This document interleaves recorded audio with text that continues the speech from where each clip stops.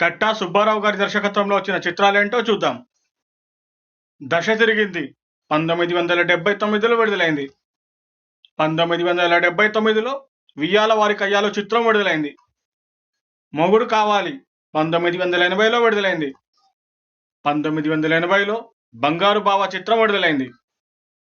కోడళ్ళొస్తున్నారు జాగ్రత్త 1980లో విడుదలైంది. కొంటె మొగుడు పెంకి పెళ్ళాం 1980లో విడుదలైంది.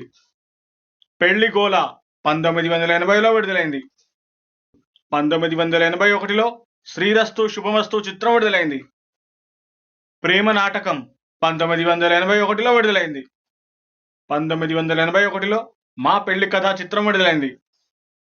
అల్లుడు గారు జిందాబాద్ 1981లో విడుదలైంది. గడసరి అత్త సొగసరి కోడలు 1981లో విడుదలైంది. ఘరానా గంగులు 1981లో విడుదలైంది. 1982లో ఇద్దరు కొడుకులు చిత్రం విడుదలైంది. వయ్యారి భామలు వగలమారి భర్తలు 1982లో విడుదలైంది.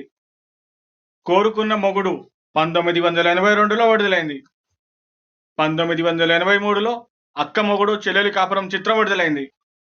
1983లో సీత పుట్టిన దేశం అనే చిత్రం విడుదలైంది. పుణ్యం కొద్ది పురుషుడు 1984లో విడుదలైంది. మాంగళ్య బంధం 1985లో విడుదలైంది. సత్యం శివం సుందరం 1985లో విడుదలైంది. ఈ లిస్ట్లో ఏదైనా మూవీ మిస్ అయ్యి ఉంటే కింద కామెంట్ చేయండి. ఈ చిత్రాల్లో మీకు నచ్చిన చిత్రాన్ని కామెంట్ చేయండి. అలాగే మా ఛానల్ని సబ్స్క్రైబ్ చేయండి.